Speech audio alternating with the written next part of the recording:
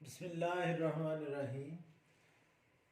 Dear students, आज मैं आपको फंडामेंटल्स और बेसिक्स ऑफ ज्योमेट्री के बारे में बताऊंगा और ये टॉपिक जनरल टॉपिक है मैथमेटिक्स के लिए। ये क्लास 5 से लेकर क्लास 10 तक जितनी भी ज्योमेट्री है उसके बारे में जो बेसिक्स हैं वो मैं आज आपको बताने लगा हूँ। तो ज्योमेट्री की जो बेस है वो है बच्चों पॉइंट। और पॉइंट जो है इसकी वो हम डिफाइन नहीं कर सकते, इसको हम सिर्फ एक्सप्लेन कर सकते हैं। पॉइंट है क्या? पॉइंट असल में ये एक इमेज है, यानी कि यहाँ हम एक लगा दें, नुक्ता लगा दें, डॉट लगा दें पेंसिल से, पेन से, तो इसको हम कहते हैं पॉइंट। और ये ज्योमेट्री की बेस है, यानी कि ज्योमेट्री की जितनी भी डायग्राम्स बनती हैं वो इस पॉइंट ही की से हेल्प से बनती हैं और वो यूनियन होता है इन पॉइंट्स का। तो पॉइंट जो है असल में ये एक इमेज है, इसकी ना लेंथ होती है, ना विड्थ होती है और ना हाइट होती है। अगर हम इसको इंग्लिश में मैं बोलूँ इसको, तो point is an image which has no length, no width and no height. So the basic unit of geometry is point. Next है स्टूडेंट्स लाइन। लाइन क्या है बच्चों? ये पॉइंट्स का यूनियन है जो बोथ डायरेक्शन में इंक्रीज होता रहता है। यानी कि इसका मतलब है कि ये जो इमेज है या ये जो लाइन है ये इस साइड को भी मूव हो रही है और इस साइड को भी मूव हो रही है। और ऐसी लाइन, और इसका कोई एंड नहीं है। आई मीन टू से कि ये दोनों साइड में मूव होते जा रहे हैं। पॉइंट्स इस साइड को भी मूव होते जा रहे हैं और इस साइड को भी मूव होते जा रही हैं, तो इसको हम कहते हैं लाइन। नेक्स्ट है स्टूडेंट्स रे। रे असल में इसका यानी कि ये स्टार्टिंग पॉइंट है और ये सिर्फ एक साइड को मूव करती है। एक साइड पर इसका एंड पॉइंट होता है, इस साइड को भी हो सकता है कि ये इसका स्टार्टिंग पॉइंट है और इस साइड को मूव कर रही है, तो इसको हम कहते हैं रे। नेक्स्ट है बच्चों लाइन सेगमेंट। लाइन सेगमेंट जो है असल में वो इस लाइन का एक पार्ट होता है। लाइन सेगमेंट यानी कि ऐसी इमेज पॉइंट का यूनियन जिसके दोनों पॉइंट्स एंड हों, इसको हम कहते हैं लाइन सेगमेंट। लेकिन मैथ के टीचर या मैथ के जो स्टूडेंट्स हैं वो चूंकि शॉर्टकट वर्ड यूज करते हैं, तो वो लाइन सेगमेंट की बजाय सिर्फ वर्ड लाइन यूज करते हैं और उससे यही मुराद लिया जाता है कि ऐसे ये पॉइंट का यूनियन जो स्ट्रेट हों, एक डायरेक्शन में हूँ और उन दोनों के एंड पॉइंट्स हूँ। तो ये पहले मैंने आपको 4 जो इसकी बेसिक्स हैं वो बताई हैं कि पहला है पॉइंट। पॉइंट एक इमेज है जिसकी ना लेंथ होती है, ना विड्थ होती है, ना हाइट होती है। फिर लाइन है बच्चों, ये लाइन जो है ये पॉइंट्स का यूनियन है और ये दोनों साइड्स को यानी कि लेफ्ट राइट या अप डाउन ये दोनों साइड्स को मूव करता रहता है। फिर मैंने आपको रे एक्सप्लेन की है। रे एक साइड पर इसका एंड पॉइंट होता है और दूसरी साइड को ये पॉइंट मूव करते रहते हैं। और लाइन सेगमेंट जो है ये असल में लाइन का पार्ट है या रे का जो है इसका भी एक पार्ट है। तो ये बच्चों 4 मैंने आपको इसकी बेसिक चीजें बताई हैं। अभी इसके आगे मैं चलूंगा कि इसके बाद आता है बॉयज स्टूडेंट्स पैरेलल लाइंस। अब पैरेलल लाइन जो है उसकी डेफिनेशन आपको बताने लगा हूं कि पैरेलल लाइंस हम किन को कहते हैं। पैरेलल लाइंस ऐसी लाइन स्टूडेंट्स जिनका डिस्टेंस, यानी कि ऐसी लाइंस का पेयर जिनका डिस्टेंस हर जगह से सेम हो, उसको हम पैरेलल लाइंस कहते हैं। जैसे एक लाइन ये है और एक लाइन ये है और ये अगर इनका डिस्टेंस इस पॉइंट से इस पॉइंट से इस पॉइंट से हर जगह से सेम हो, तो इन लाइंस को हम पैरेलल लाइन कहते हैं। और पैरेलल लाइंस शो करने के लिए हम इनके ऊपर ये एरो बना देते हैं। सपोज कि ये 2 एरोज जो हैं, ये 2 एरोज ये इंडिकेट कर रहे हैं कि ये दोनों लाइंस पैरेलल हैं। इसी प्लेन पर अगर मैं कोई और 2 लाइंस ड्रा करता हूं और इनके ऊपर अगर ये दोनों लाइनें भी पैरेलल हैं, तो बच्चों मैं इनके ऊपर सिंगल एरो नहीं ड्रा करूंगा, क्योंकि सिंगल एरो तो ये इंडिकेट कर रहा है और इसके ऊपर मैं फिर ये एरोज डबल एरोज इंडिकेट करूंगा, मींस कि ये दोनों लाइनें भी पैरेलल हैं। सपोज बच्चों की इस लाइन का नाम हमने रखा एल, इसका नाम रखा एम, कि लाइन एल जो है वो पैरेलल है एम के। तो इसको पैरेलल शो करने के लिए हम अगर 11 डाल दें, यानी कि 2 स्ट्रेट लाइंस 2 डाल दें, तो इस जो सिंबल है इसको हम पढ़ते हैं पैरेलल लाइंस। इसकी पैरेलल लाइन की करेक्टरिस्टिक में ये है कि अगर लाइन एल जो है वो पैरेलल है एम के, और एम के पैरेलल कोई और लाइन है एन, ये इसके पैरेलल है एम के, यानी कि एल पैरेलल है एम के और एम लाइन जो है वो पैरेलल है एन के, तो फिर बच्चों जो लाइन एल है वो पैरेलल होगी एन के, यानी कि ये इनकी करेक्टरिस्टिक्स हैं या प्रॉपर्टीज हैं। तो ये बच्चों पैरेलल लाइंस हैं जो मैंने अभी आपको एक्सप्लेन की। अभी आपको मैं बताऊंगा इंटरसेक्टिंग लाइंस। इसके बाद जो दूसरा नेक्स्ट पॉइंट है वो है इंटरसेक्टिंग लाइंस।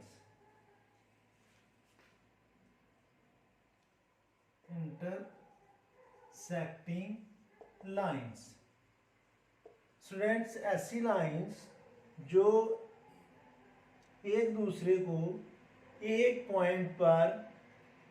पॉइंट से क्रॉस हो रही हूँ या इंटरसेक्ट कर रही हूँ, तो इन दोनों लाइंस को, यानी कि इस लाइन का नाम मैंने रखा ए बी और इस लाइन का नाम मैंने रखा पी क्यू, और ये दोनों लाइंस जो हैं ए बी और पी क्यू ये सी पर एक दूसरे को क्रॉस कर रही हैं, तो इन लाइंस को हम कहते हैं इंटरसेक्टिंग लाइन।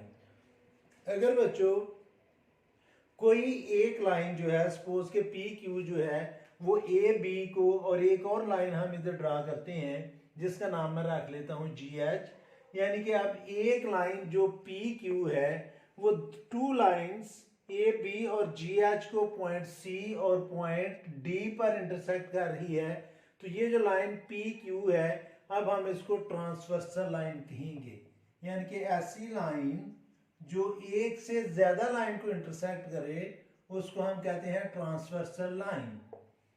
तो अभी मैंने आपको पैरेलल लाइन, फिर इंटरसेक्टिंग लाइंस और फिर ट्रांसवर्सल लाइन जो है बच्चों ये आपको एक्सप्लेन किया है।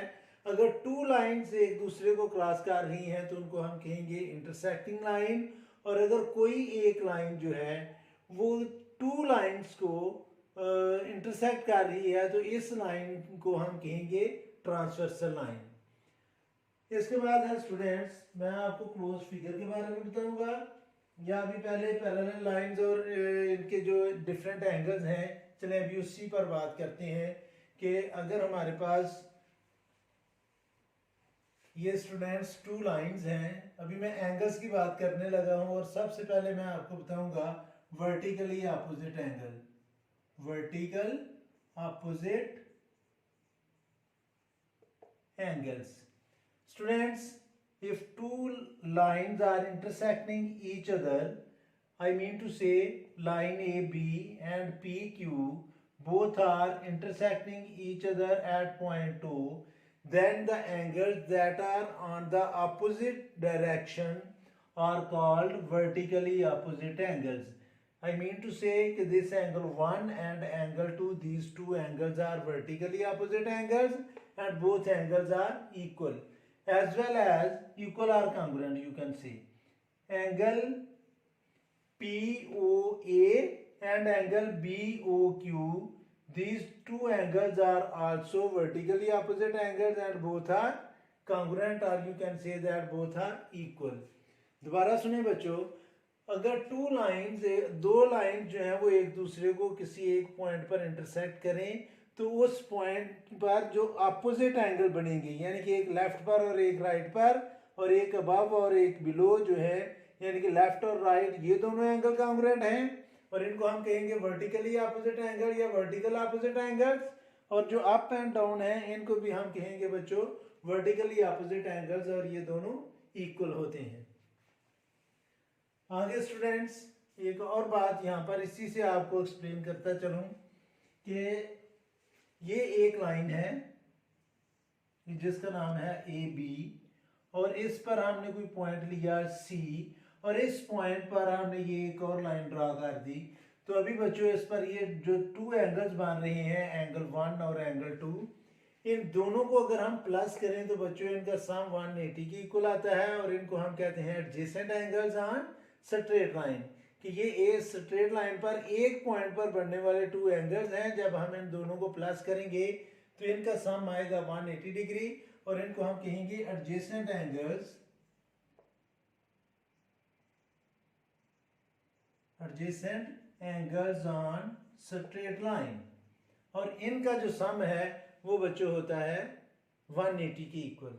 एडजेसेंट एंगल्स वो एंगल्स होती हैं जो जिनका एक वर्टेक्स जो है वो कॉमन हो और वो सीधी लाइन पर बन रही हो, तो उनको हम कहते हैं एडजेसेंट एंगल्स। नेक्स्ट है स्टूडेंट्स, अभी मैं आपको बताऊंगा कॉरस्पॉन्डिंग एंगल्स, अल्टरनेट एंगल्स और interior angles. Corresponding angles,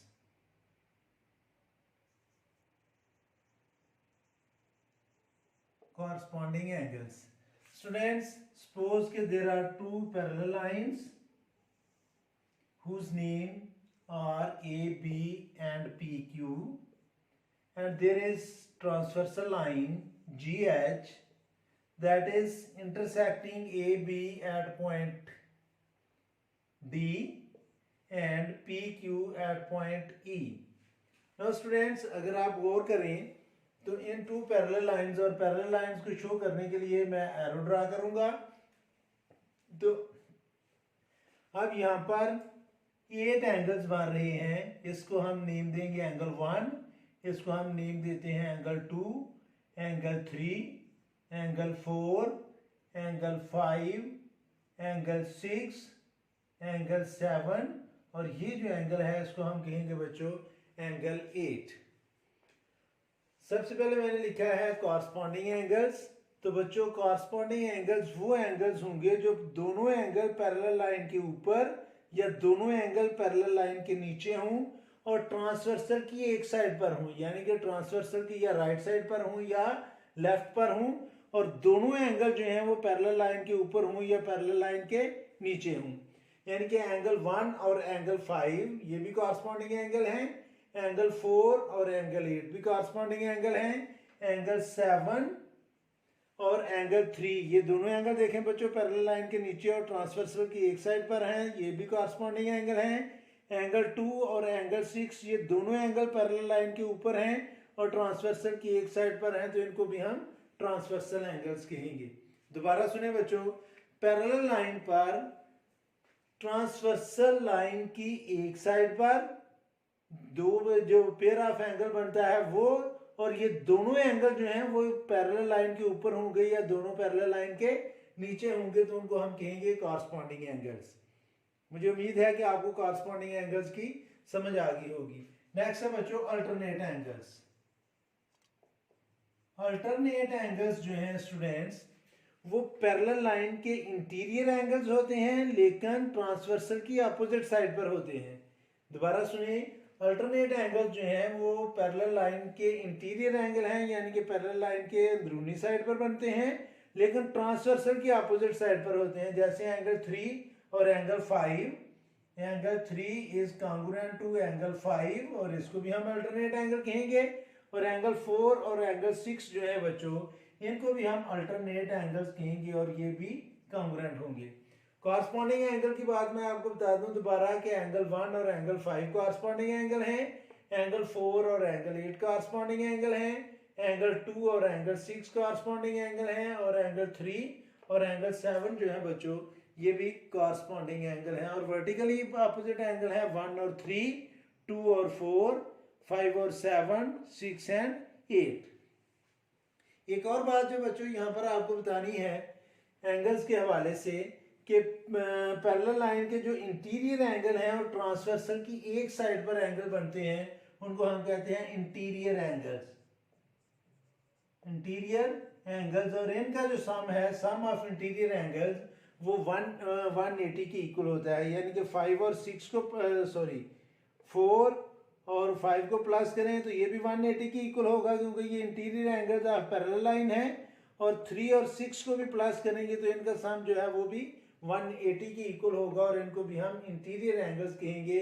alternate angle भी इंटीरियर एंगल होते हैं लेकिन वो ट्रांसवर्सल के अपोजिट साइड पर होते हैं, वेयर एज जो इंटीरियर एंगल्स हैं वो पैरेलल लाइन के इंटीरियर एंगल यानी कि अंदरूनी साइड पर बनते हैं और ट्रांसवर्सल की एक साइड पर होते हैं, चाहे लेफ्ट पर हों चाहे राइट पर हों, तो इनको हम कहते हैं इंटीरियर एंगल्स।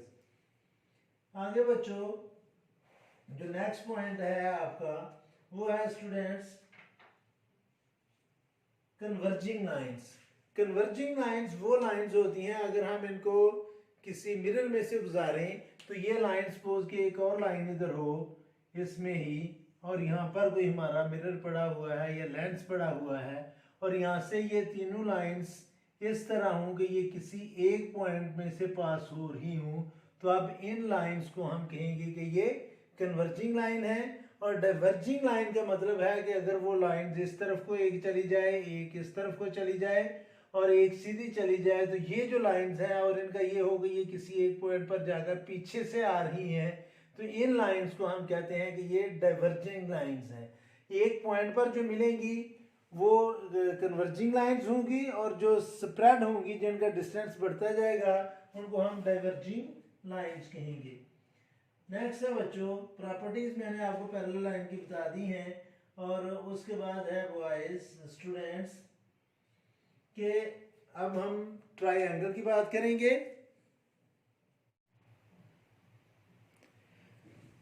नेक्स्ट है बच्चों कि अगर हमारे पास एक ट्रायंगल है और इसकी किसी एक साइड के मिड पॉइंट से हम एक लाइन ड्रा करें जो पैरेलल हो तीसरी साइड के, यानी कि ए बी सी एक ट्रायंगल है और ए बी का मिड पॉइंट है बॉयज बी पी, और पी से मैं एक लाइन ड्रा करूं जो पैरेलल हो बी सी के, तो वो जो तीसरी साइड है उसको बाइसेक्ट करेगी।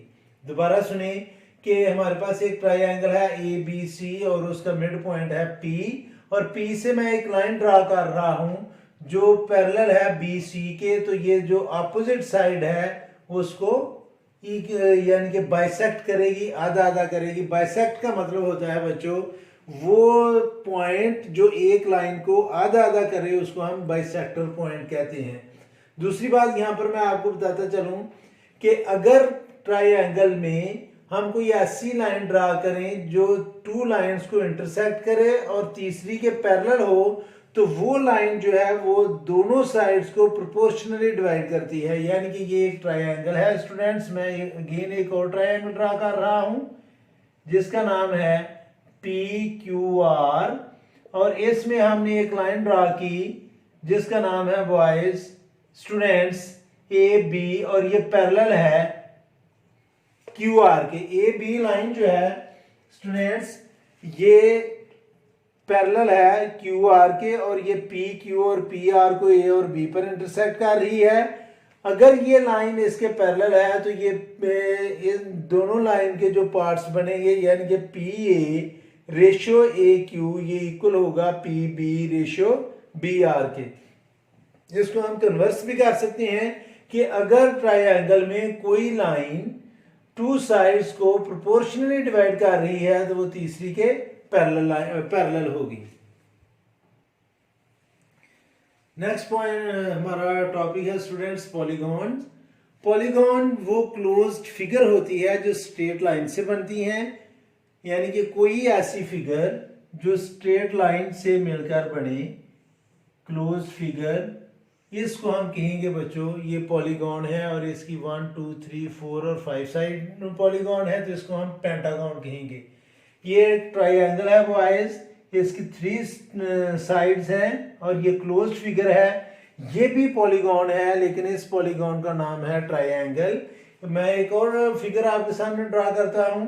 सपोज कि मैंने ये एक क्वाड्रिलेटरल ड्रा की, ये इसकी 4 साइड्स हैं, ये भी पॉलीगॉन है लेकिन इसको हम क्वाड्रिलेटरल कहते हैं। ऐसी फिगर जिसकी ऐसी क्लोज फिगर जिसकी 3 साइड्स हों उसको हम ट्रायंगल कहते हैं। ऐसी क्लोज फिगर जिसकी 4 साइड्स हों उसको हम क्वाड्रिलेटरल कहते हैं। ऐसी क्लोज फिगर जिसकी 5 साइड्स हों उसको हम पेंटागॉन कहते हैं। ऐसी क्लोज फिगर जिसकी 6 साइड्स हों उसे बच्चों हम हेक्सागॉन कहते हैं। ऐसी क्लोज फिगर जिसकी 7 साइड्स हों उसे हम हेप्टागॉन कहते हैं। ऐसी क्लोज फिगर जिसकी 8 साइड्स हों उसे हम ऑक्टागॉन कहते हैं। और ऐसी क्लोज फिगर जिसकी 10 साइड्स हों उसको हम डेकागॉन कहते हैं। और ऐसी क्लोज फिगर जिसकी साइड्स 10 से ज्यादा हों जैसे 11 साइड्स हों तो उसको हम फिर 11 गॉन कहेंगे। यानी कि ऐसी क्लोज फिगर जिसकी 11 साइड्स हैं तो उसको हम कहेंगे 11 गॉन। ऐसी क्लोज फिगर जिसमें 21 साइड्स हैं उसको हम कहेंगे 21 गॉन। अब स्टूडेंट्स यहाँ पर मैंने एक चीज़ आपको बताई, क्वाड्रिलेटरल ट्राइंगल की भी 3 काइंड्स होती हैं, 3 विद रिस्पेक्ट टू एंगल्स और 3 विद रिस्पेक्ट टू साइड्स। यानी कि ट्राइंगल अगर साइड के हवाले से बात की जाए तो ये होगी इक्विलेटरल ट्राइंगल, आइसोसेलेस ट्राइंगल और स्केलर ट्राइंगल। ऐसी ट्राइंगल जिसकी तीनों साइड्स इक्वल हैं उसको बच्चों हम कहेंगे इक्विलेटरल ट्राइंगल, और ऐसी ट्राइंगल जिसकी सिर्फ 2 साइड्स इक्वल हैं उसको हम कहेंगे आइसोसेलेस ट्राइंगल, और ऐसी ट्राइंगल जिसकी कोई भी साइड जो है वो दूसरी की इक्वल ना हो, यानी कि ये तीनों डिफरेंट साइड्स हैं, इसको हम कहेंगे स्केलर ट्राइंगल। और ये थी विद रिस्पेक्ट टू साइड्स। और अगर हम एंगल के हवाले से बात करें तो ऐसी ट्राइंगल जिसके तीनों angles less than right angle हों उसको हम कहेंगे एक्यूट एंगल ट्राइंगल। ऐसी ट्राइंगल जिसमें एक एंगल राइट एंगल हो उसे हम कहेंगे राइट एंगल ट्राइंगल, और ऐसी ट्राइंगल जिसमें एक एंगल ऑब्ट्यूस एंगल हो यानी कि 90 डिग्री से बड़ा हो उसे हम कहते हैं ऑब्ट्यूस एंगल ट्राइंगल। अब मैं बात करूंगा क्वाड्रिलेटरल की, कि क्वाड्रिलेटरल वो क्लोज्ड फिगर होती है जिसकी 4 साइड्स हों। तो इसमें आती है एक ट्रेपेजियम, इसमें स्क्वायर, इसमें रोम्बस, इसमें रेक्टेंगल, पैरेललोग्राम, काइट, ये सारे जो नेम हैं ये क्वाड्रिलेटरल के हैं, और पेंटागन के हवाले से और बाकी फिगर्स के हवाले से भी मैं आपको एक्सप्लेन कर चुका हूँ। अब बच्चों यहाँ पर एक और चीज़ आपको बताता चलूँ कि ये जो हमारे पॉलीगॉन है उसके जो इंटीरियर एंगल्स हैं, यानी कि कोई भी पॉलीगॉन है उसके जितने भी इंटीरियर एंगल्स हैं उनका जो सम होता है वो इक्वल होता है number of sides minus 2 multiply by 2 right angle और 180 डिग्री। यानी कि ये फार्मूला आपने याद करना है, sum of interior angles, sum of interior angles in any polygon, यानी कि ऐसी पॉलीगॉन जिसकी जितनी मर्जी साइड है उसके इंटीरियर एंगल का जो सम है वो इक्वल होता है बच्चों number of sides minus 2 multiply by 2 right angle और 180 डिग्री।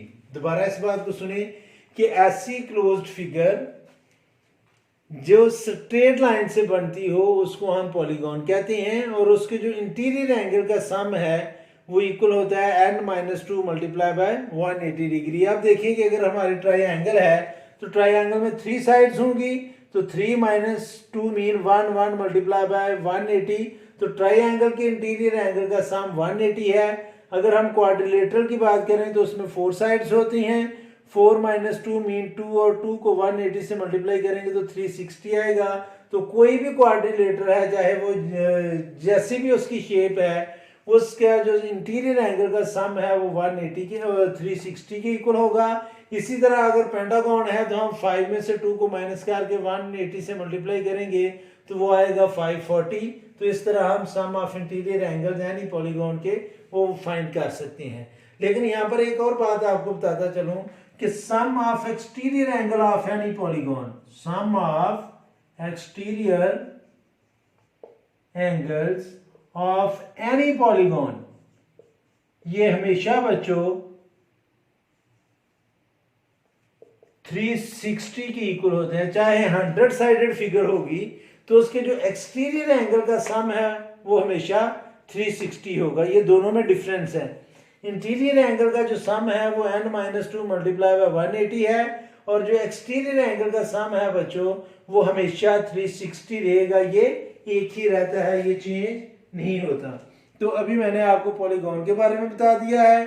अब मैं बात करूंगा सर्कल की कि सर्कल क्या है। सर्कल असल में बच्चों union of points having same distance from one fixed point, यानी कि ये कोई फिक्स पॉइंट है, इससे इक्वल डिस्टेंस से जितने भी पॉइंट बनते हैं उनके यूनियन को हम सर्कल कहते हैं। और ये जो फिक्स पॉइंट होता है इसको हम कहते हैं सेंटर।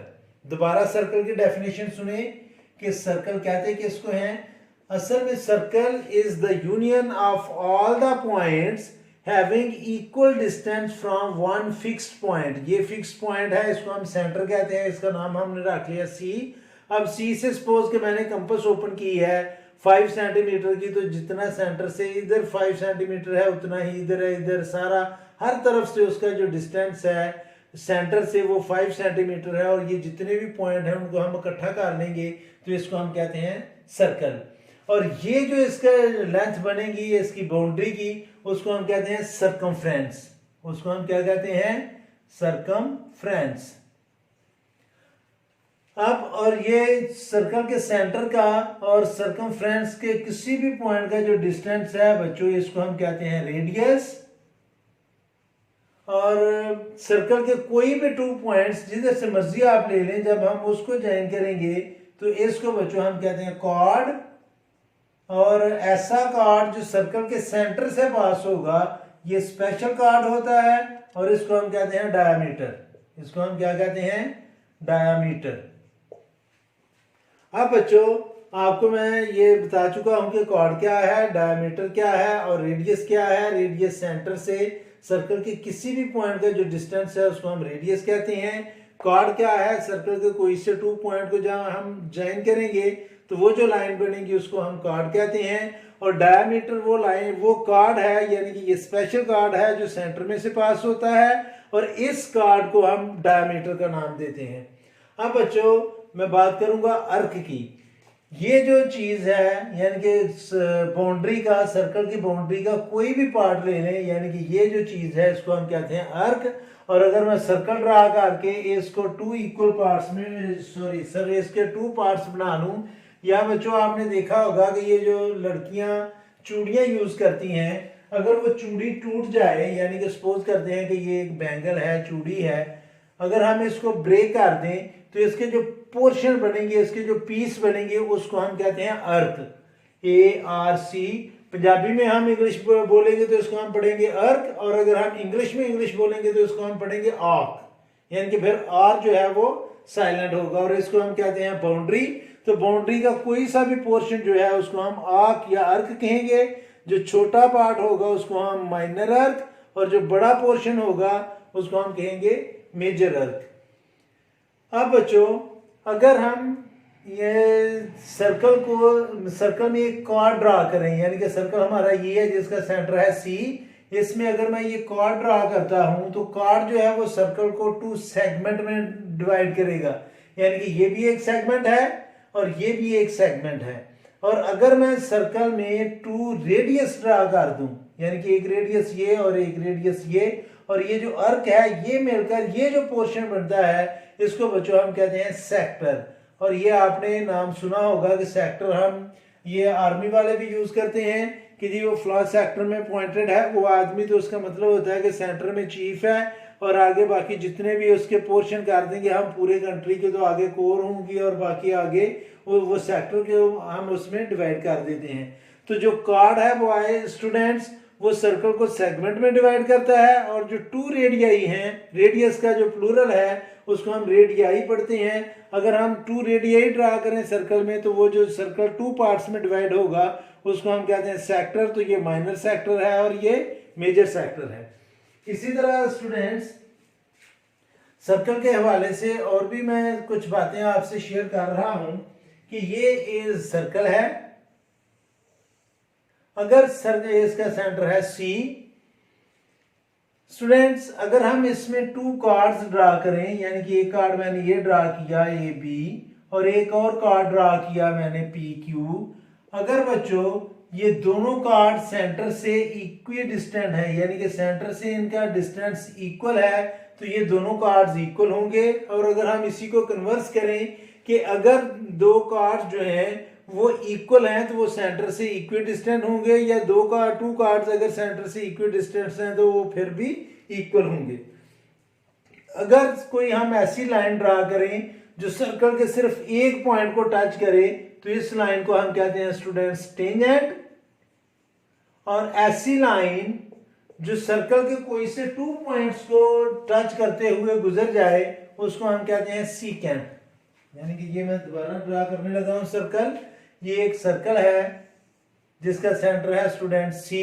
मैं एक ऐसी लाइन ड्रा करता हूं जो सर्कल के 2 पॉइंट्स को टच कर रही है, यानी कि एक इस पॉइंट को और एक इस पॉइंट को, तो इसको हम कहेंगे सीकेंट। और ऐसी लाइन जो सर्कल के सिर्फ एक पॉइंट को टच करे, सपोज कि ये एक लाइन है, वो सर्कल के, सॉरी ये मुझसे लाइन से ड्रा नहीं हुई, कि वो सर्कल के सिर्फ एक पॉइंट को टच करके गुजर रही है, तो इस लाइन को हम कहेंगे टेंजेंट। वो लाइन जो सर्कल के सिर्फ एक पॉइंट को टच करके पास हो उसे हम कहते हैं टेंजेंट, और वो लाइन जो सर्कल के 2 पॉइंट्स को टच करके गुजरे उसे हम कहते हैं सीकेंट। अगर सर्कल के बाहर किसी एक पॉइंट से हम टेंजेंट ड्रा करेंगे तो वो दोनों टेंजेंट जो हैं वो कॉन्ग्रुएंट होंगे। ये दोबारा मैं आपको बात बताने लगा हूं कि ये एक सर्कल है स्टूडेंट्स, जिसका सेंटर है सी, मैंने कोई पॉइंट ले लिया इधर पी। अब इस पॉइंट पी से अगर मैं 2 टेंजेंट ड्रा करूंगा जो सर्कल के सिर्फ एक पॉइंट को टच करें, तो ये जो दोनों टेंजेंट होंगे बॉयज, ये students not boys, boys and girls both can understand it, ये जो दोनों टेंजेंट हैं यानी कि पी ए और पी बी असल में ये इक्वल होते हैं। दोबारा इस बात को सुने कि सर्कल के बाहर अगर हम कोई पॉइंट लेकर उस पॉइंट से टेंजेंट ड्रा करें तो वो मैक्सिमम और मिनिमम, कम से कम एक और मैक्सिमम 2 टेंजेंट हम ड्रा कर सकते हैं, तो वो दोनों टेंजेंट जो होंगे वो कॉन्ग्रुएंट होंगे। इसी तरह बच्चों अगर हम सर्कल के डायमीटर पर टेंजेंट ड्रा करें तो वो जो दोनों टेंजेंट होंगे वो पैरेलल होंगे। सपोज कि ये हमारे पास एक सर्कल है और ये इसका डायमीटर है, और अब बच्चों अगर हम डायमीटर पर टेंजेंट ड्रा करेंगे, यानी कि एक टेंजेंट मैंने ये ड्रा किया, एक टेंजेंट मैंने ये ड्रा किया, तो ये दोनों टेंजेंट जो है ये पैरेलल होंगे। और पैरेलल लाइन की मैं डेफिनेशन ऑलरेडी आपको बता चुका हूँ।